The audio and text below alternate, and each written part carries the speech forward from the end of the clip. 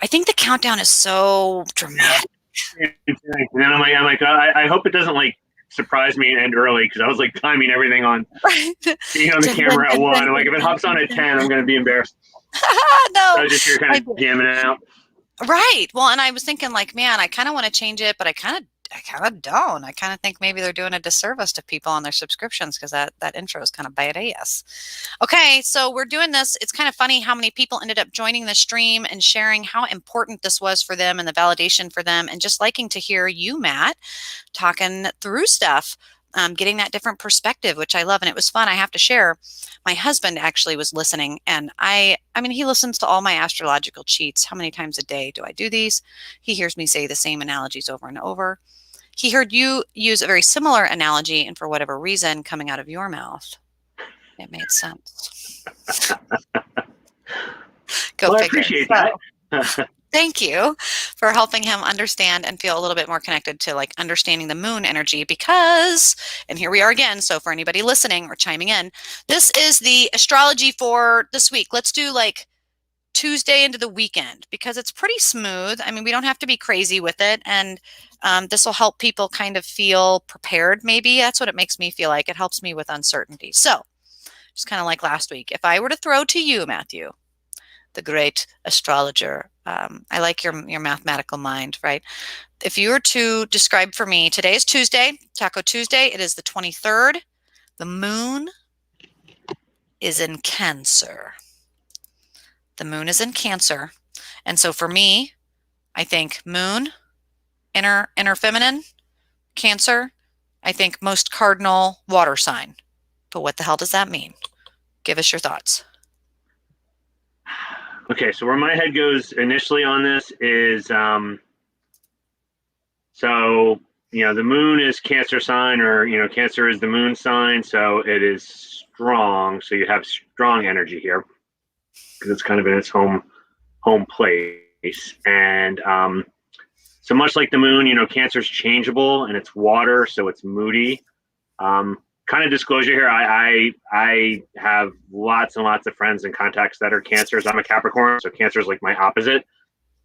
And I think there really is something to that. So, I like Cancer. I think it sometimes gets kind of a bad rap as, being kind of moody and picky and finicky.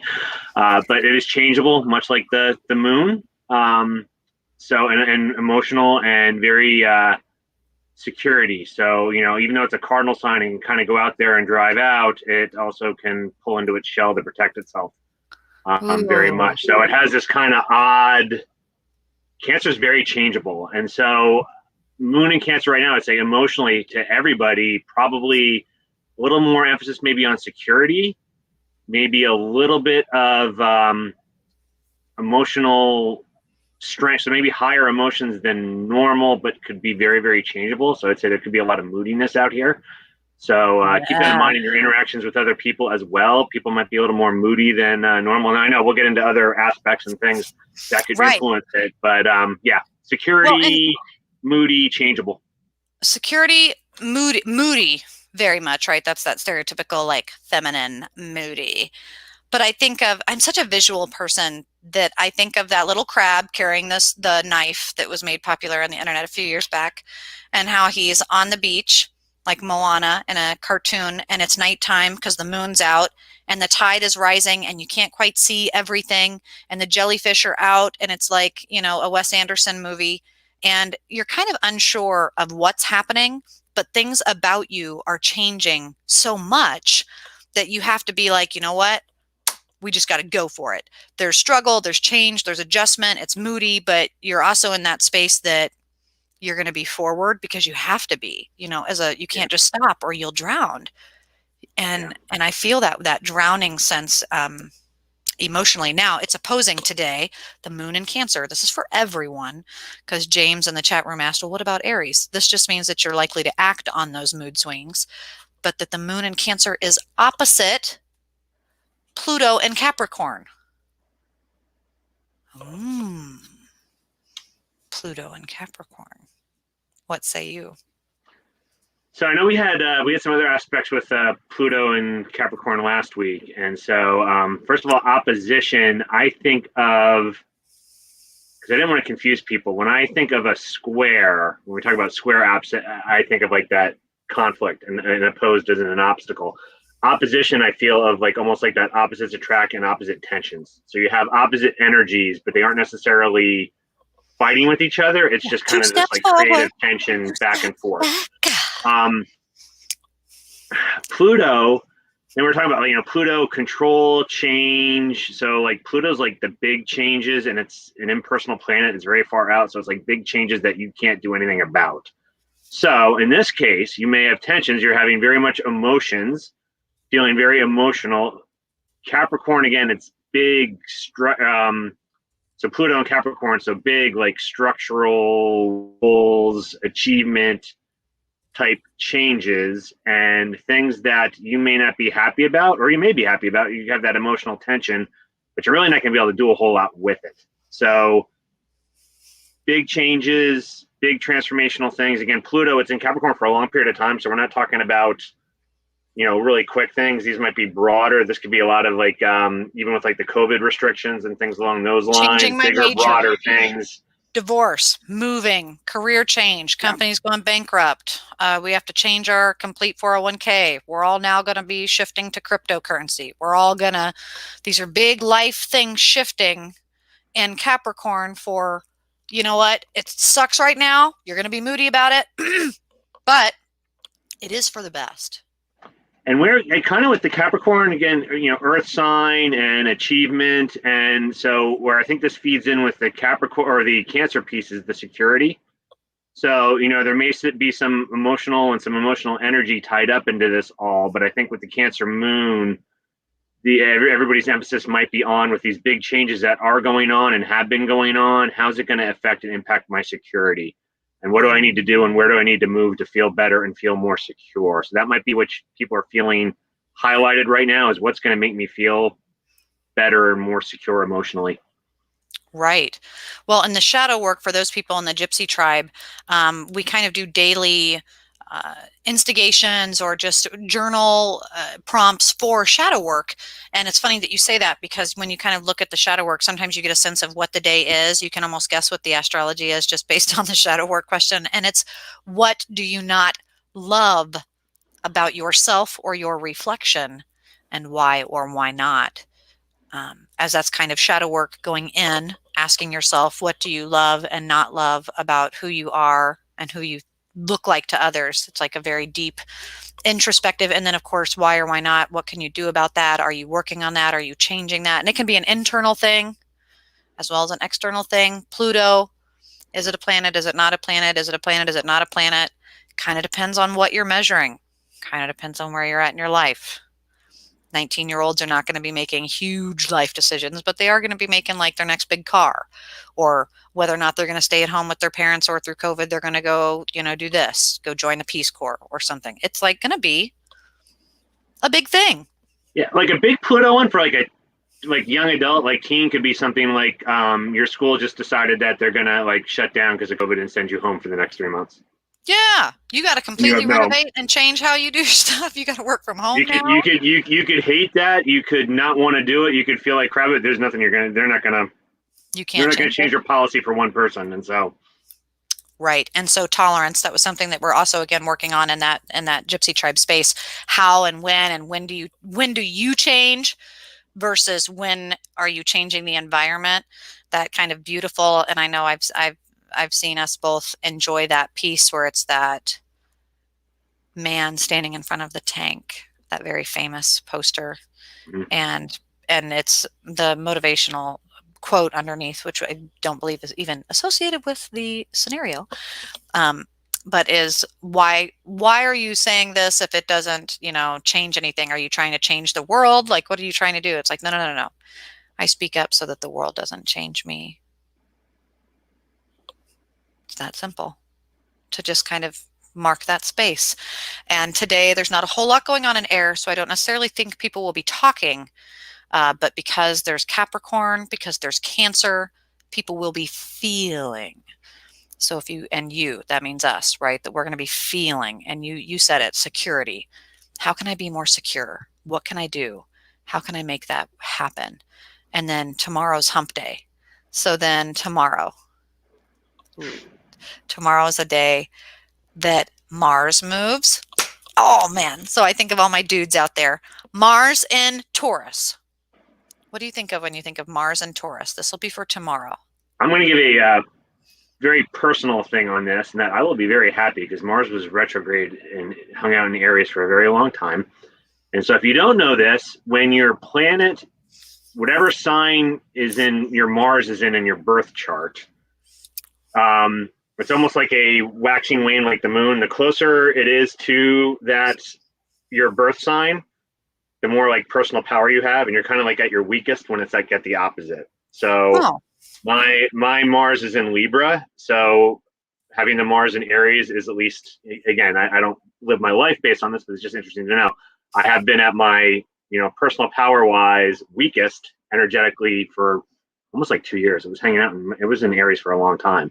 So transitioning out of that will make me personally happy. But again, mm, this is going to feed into what we were just talking about. So you're moving from action and impulsive and things along those lines to Taurus, which is much more security and comfort. And so, whereas you may have been much more risk tolerant, now your actions and things may be more on the risk averse side and more on trying to establish security. And again, go back to Pluto, big changes, going on. You may want to start making moves and making initiatives that make you feel more secure. Also, there's a kind of like a hedonistic element to Taurus. So just there might be a little element too of, hey, I'm not going to risk so much right now. I'm going to go ahead and just kind of relax and have a little bit of fun and indulge. I'm going to indulge. Taurus likes to indulge. And I'm also going to take a step back. Now, this is a Wednesday. So we looked at it's a Wednesday. It's a holy day. It's the middle of the week. It's a breathe. It's a reprieve. It's also halfway point. So it's the optimism, pessimism space. It's a great psychological space to um, analyze ourselves and others. Mars and Taurus. So your will to fight. I always think of Mel Gibson. Let's go. Oh, we're getting a beer? Okay, let's all go get a beer. We're, in the last few months, people have been protesting, screaming. People have been storming the Capitol. Let's face it, Mars, retrograde, and Aries. That's what that was. Looking at all that craziness now, Mars, forward. Hey, slow down, guys. Calm down. Let's go all talk about it and have a nap. Oh, that does sound nice. It's no man's land. It's that Christmas day. It's that moment, a good opportunity to talk, maybe. Maybe you don't want to. Maybe you're not an air sign. But this Mars and Taurus, it's also really interesting. I think about stocks. I think about the end of the month, middle of the week, right before stimulus, time that people want to indulge. They're not going to be fighting people. This is going to be when other people manipulate you and say, hey, I'm getting ready to make a big life change. Can I get a bunch of money from you? Hey, this is when, I need to invest. I need this. I need that. People are going to want to be indulging. Indulgences. And another thing I would say too, just thinking of like, Mars and war, and using that war like analogy, like if Aries was both armies out on the battlefield, just totally like slaughtering each other. Now it's like there's been a reprieve. Both sides are still maybe facing each other, but neither side's attacking right now. So we're going to go ahead and we're going to reinforce.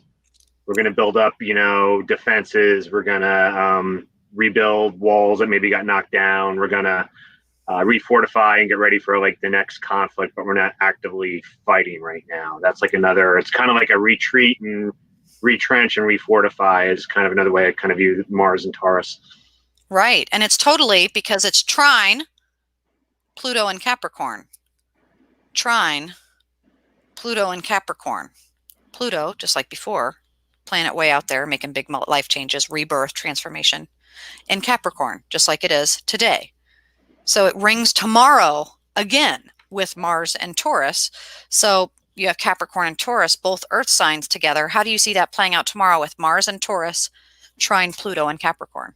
So I my initial head with trying always is like, because trying is very positive, so I view it as like it removes obstacles. So if you want to look at this as we just talked about Mars and Taurus and, reinforcing and so it removes obstacles too and works very well with the big, great transformations going on related to, rules and achievement and structure. So I would say that right now the energies are very opportunistic for folks to do that kind of retrenching and refortifying and finding that security. And so um, it's in a very energetic, positive space to kind of make moves and do things to increase your security, given all the changes that are going on right now.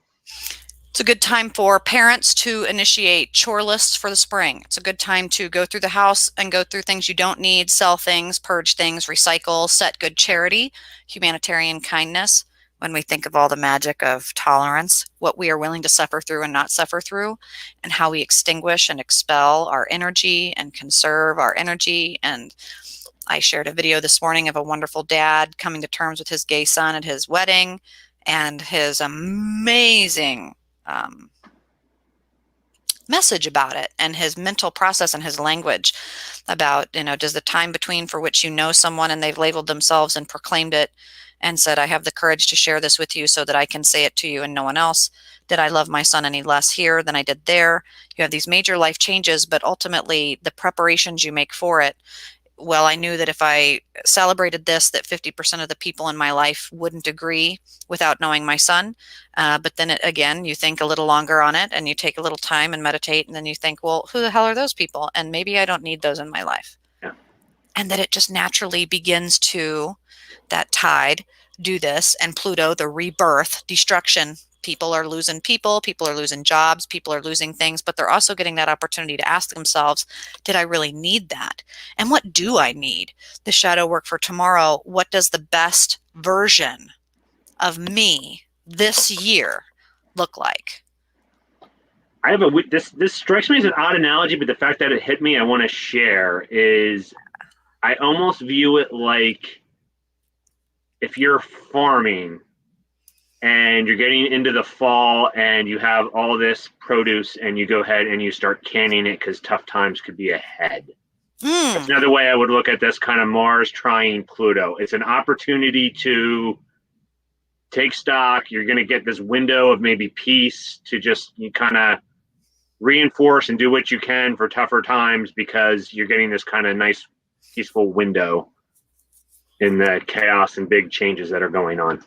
Eye and the storm, so to speak. Yeah, that's another eye in the storm. That'd be another good way to look at it. Which I love, because if you're able to use that moment to go, oh, wow, well, that was about, this long and that I can endure because I know about how much longer I need to endure and how much I have, and to take note of my resources and assess. Yeah. And I'm with it and I feel certain and secure. And so now I can navigate a little bit more comfortably into what will be Thursday, Friday. So then we'll leave you guys with this. Thursday and Friday, things kind of really do shift because the full moon is on Saturday. So we're going to feel some major energy. I was kind of sharing, I have felt very anxious the last few days.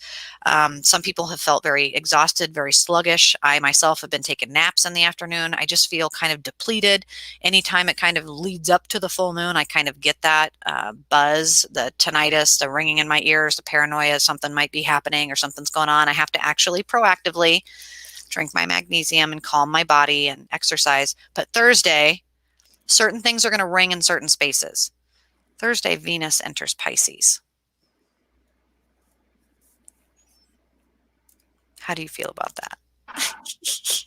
I shared last week. I like Pisces, but Pisces, I think Pisces in some respects, in my own opinion, is like maybe the hardest out of the 12 to really grasp. And it is, like the last sign. So it is kind of like completions, but you have this duality and, Neptune's its planet. So it's a lot of this, kind of dreamy and introspective. And so Venus, so love, romance, but also kind of wealth and opportunity. That's so my head's initially on chances to be deluded.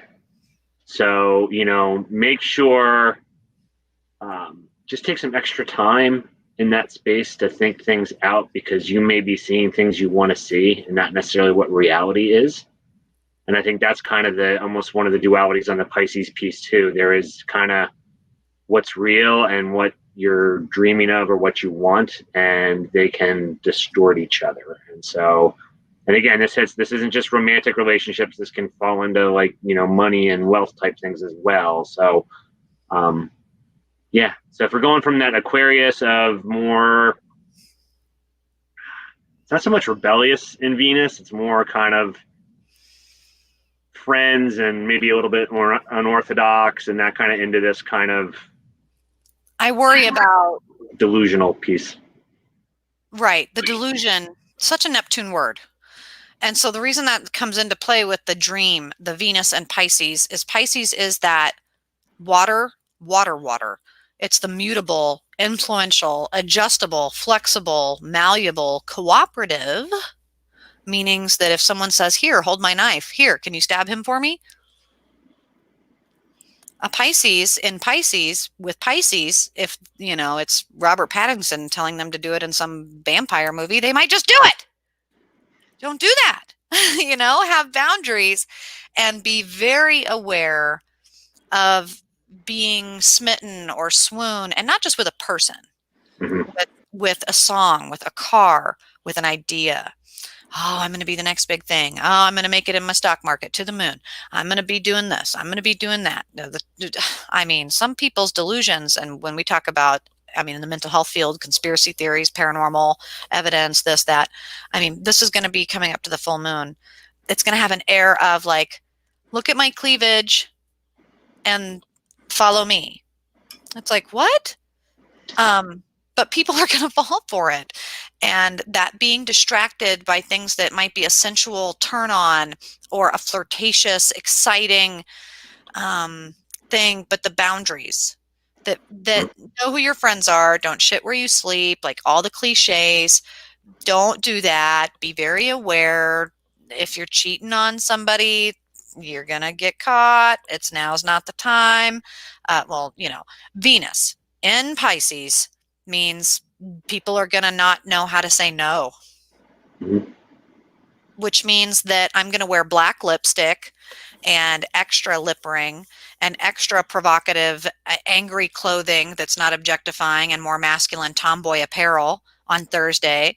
And people will go, why? It's because I'm going to be flying that day. And I don't want random men coming up to me going, ooh, a woman out flying on the airplane without her husband. Are you married? Want to be a part of the Mile High Club? I don't even want to be approachable. Don't chase that delusion. And also with people that want to prey on you emotionally, I just am really having a hard time. Don't say yes. I would say the best advice, don't say yes. Remove yes from your language on Thursday, if you can. Try that. Try to be mindful of everything you do by just not saying yes, but instead a synonym for yes, or how can I help? Why do you feel like you have to say yes? Are they cornering you? What's going on here? Can you come in this way? I think of The Office. Come. Yeah, I'm gonna need you to come in on. Don't, don't, Yeah. don't do it. I have a weird kind of analogy on this one, and I want to be clear on, when I was saying the delusion, I'm not calling like Pisces in general like delusional or anything. So I don't want Yes, anybody they to take it are that way. No, no. There's an energy of seeing what you creative.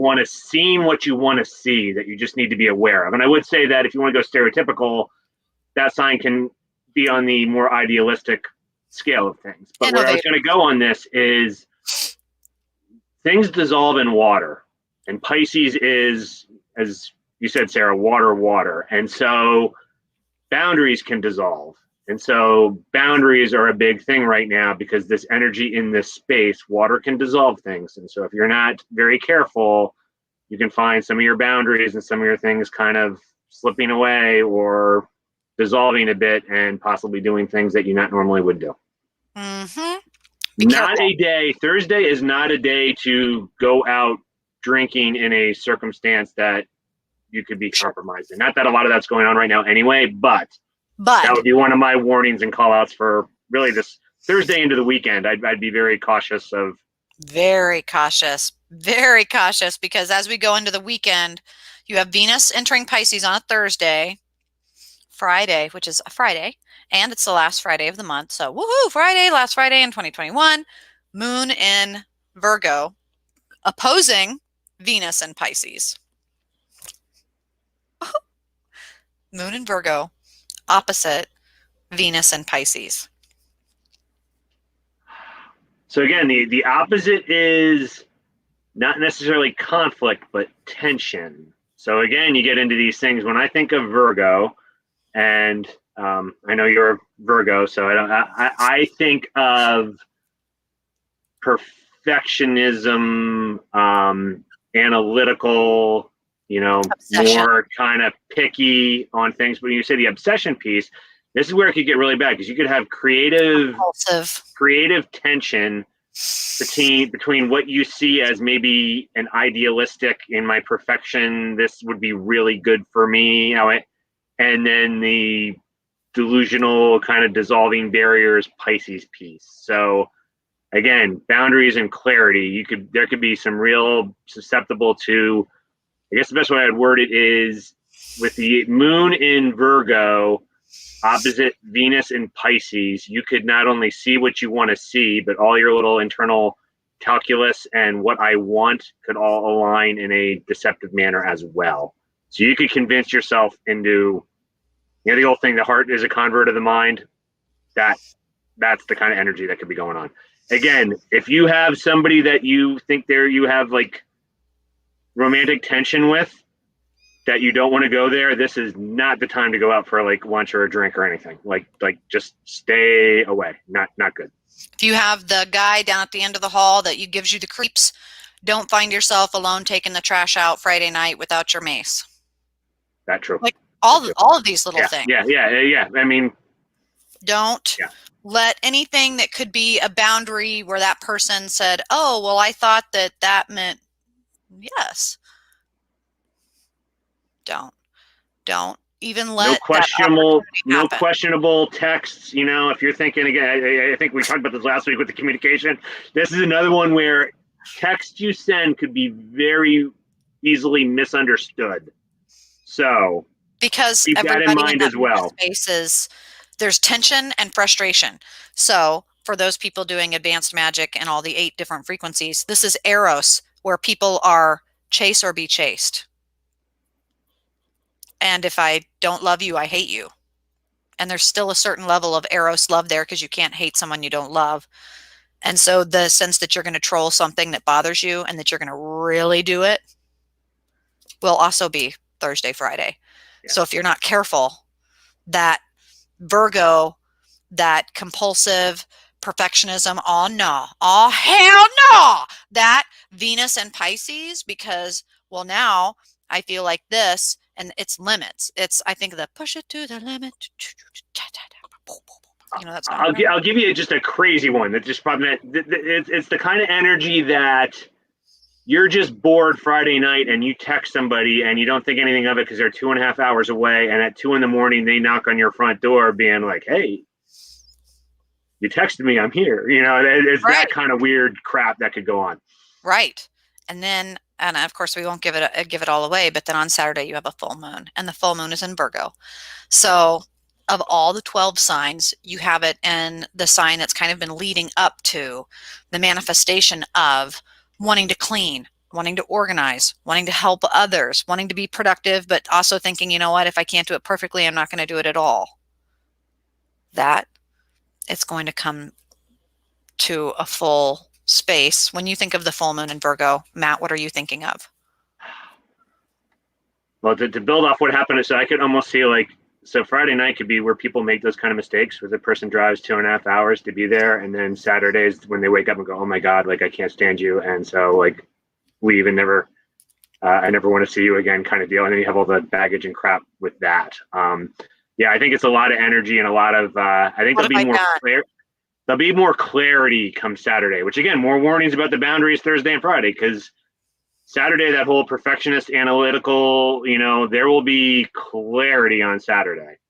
Clarity. It might be brutal perfectionist type clarity, like, oh my God, I'm falling short on all these things. But yeah, it'll be almost like I view it almost like you're putting a giant like spotlight on different aspects of your life, and so you may see some things that you really don't like and readjust. And so all the more reason to be really good with your boundaries heading into Saturday, because what might look like a good idea Thursday or Friday might look really horrible on Saturday. What have I done? So I feel this is Yeah. very similar, even though it's different energies. I feel it's very similar to what we talked about last week. But they are very different because Yeah, they're not in career, they're not in a mismanagement that's of true. money That's unless true. you're being romanticized by that Corvette in a midlife crisis or something. There's a sense of romance in this, to not be swept away. There's a lot of water references, to not let your feelings get diluted or poisoned. That reference of be careful, the medication, the poison, or what is it that he says? The poison is in the dosage. Yeah. See, last week was a lot of like worrying about your communications because communications could be misunderstood. Particularly, don't send that text until the next day. Sit on it. This energy is, and it can be broader than this, but it's just kind of this is the energy where there's going to be a lot of people hooking up Thursday and Friday that are going to be really regretting it come Saturday. And there's Mm-hmm. going to be a lot of just messy relationship, emotional kind of crap between And Thursday and Saturday. if you're a manipulative witch, because I have to add this too, because there are all of these different levels of, so like say we have this information, because now we do, and we have this information and we go, okay, well, I know that I'm going to wear my ring. I'm going to do this. I'm going to make sure I say no. I don't allow for anything at all whatsoever. But then in a business marketing standpoint, should I wear glasses and be Scooby-Doo and do reading on Friday, Saturday because people are going to be interested in learning? Or should I do something that's more visually appealing and more food and let's go, do like things like that? Well, duh, it's water. And so you want to engage people's feelings. You want to be enticing. You want to dangle the carrot. That's going to be the best time to do that. So that also means don't be a tease, know Yeah, your market. And if you're playing that game, you don't want to be an inauthentic liar or tease or misconstrue something that you don't intend for. So you be careful with that magic. But it's the same way of like, don't wink at the weird guy in the elevator on the way out to take your trash, because those exactly. limits and boundaries could absolutely be taken out of context and really get you. This popped into my head, and I don't know why, but it just seems to fit. The movie, I think it was called The Craft. Like the high school witch people, and they like wanted the one guy like attracted to her, but then it turned to the point that he was like absolutely obsessed, and then Yes. the other one ended up killing him. It's that kind of thing. Like you play in this space, this has a very high chance to go really. I'm not saying exactly like that movie, but I'm just saying as an It is analogy, though. it can go really, really like you may think at first this is an opportunity, oh wow, I could like, be seductive or do, but it's got a really, really high chance of going sideways really badly. Really So fast. And it's that in seductive, in Eros magic and love Eros magic, it's about timing. So it's all about timing, knowing in a communicative way that timing matters. Proximity, context, humor, satire, intelligence, knowing your demographic all really matters in communication. So to just be aware of strangers, be aware of what you know and what you don't know. That I think that is a good analogy in that movie because yeah, she wants to have the beautiful Skeet Ulrich like fall in love with her because he, treated her like such a, twat, but then it ends up coming back and he tries to rape her in the woods. And then she's, and it's like, well, but you didn't. And all the witches come running back. How do I undo a spell? And that's one of the things about magic is learning that process that there is no undoing. There is no undoing. There is only continuing to do in a different way long enough to untaint it, dispel it, or disperse it in some way. But unfortunately, you are powerful in everything you do, and some things can't be undone. And love is one of those. And so with Venus, I don't ever play with Venus. She's fickle. That's Medusa. That's Aphrodite. That's that. Please, please, please help me, help me, help me. I'm so beautiful. All the men are trying to rape me. Oh, you want help? Oh, okay. I'm going to make you a snake-headed woman that no one can tolerate to look at, and any man that comes near you and stares you in the eye turns to stone. Good luck with relationships. Bye-bye. I mean, just be Yeah. careful. Yeah. Venus is very serious. So it's be careful what you wish for. Seduction, charm, all those powerful tools. But anyway, yeah, different than last week, Matt. It was Yeah. different. And then, as usual, guys, I think if this is something you find useful, I find it useful. I find astrology extremely useful. Matt, I know you find it useful. It's when people ask me a lot of times how I know something is going to happen, and they think it's psychic, prophetic, magic, and my ego, of course, wants to be like, yes, yes, yes. No, it's usually astrology. That's so sad to give that secret up, but it is, and anybody can. Well, not anybody can do math. It's hard. Matt, you have jumped onto astrology and far surpassed me. And that's why I like sharing this time with you is things like trines and opposites and conjunctions. And well, if your sign is this and this is over here, it's an equation. Yeah. It's taking those variables. And man, you can operate in any environment with anybody. When someone says, what's your sign? That's like really useful information. And I don't like to do complicated math. So I surround myself with people that I trust, that I know do know, and know how to do it well and communicate it for my intentions and good intentions. And then we like to share that with you. So if you're It's hearing, funny. I'll just add real quick. I was really skeptical on the whole thing, and then as I dove into it, it was like, this is actually starting to make sense. And then much like we're doing here, where you predict these patterns, and then you see it play out. It's like so. I'm actually like a flip and a convert on this thing, and that I I had a lot of misconceptions about it until I dove into it, and I'm like, man, there's really something to it. there's really something to it, and it's freaky. I do a lot of my social work, psychoanalysis based on that, and just kind of what to expect.